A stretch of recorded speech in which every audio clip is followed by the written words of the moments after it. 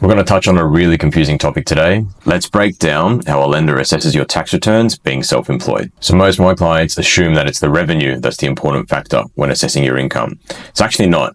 It's your net profit. So it's your revenue minus your business expenses. That's what the lenders use to assess your income. So a good rule of thumb is when you're looking at your tax returns, they'll look at your net profit, and there are also certain things that they can add back to use as income as well. So a good example of that would be if you purchased a vehicle recently, the lender could add back the depreciation cost onto your total income.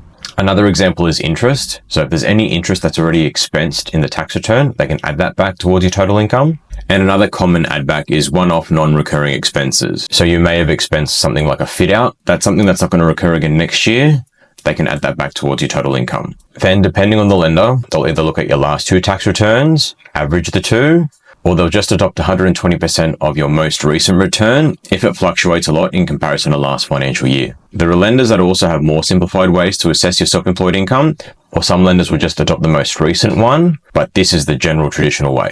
So let's break down an example. Your business's revenue for last financial year was $200,000. Your expenses were $110,000. So your net profit is $90,000. This is the figure the lender will use to assess your borrowing capacity. But you also claimed $15,000 in depreciation deductions. We've added that back, so now we're sitting at 105. There's a lot more to it, but this is just a simplified example. Here's a pro tip for you. If you have property goals in sight for the next financial year, make sure you involve your mortgage broker with your accountant before finalizing your tax returns. Your mortgage broker and accountant will work in tandem to maximize your chances to achieve your property goals. And if you want to learn more about navigating the self-employed maze, click the link in my bio or check the comments below. And don't forget to follow for more mortgage tips.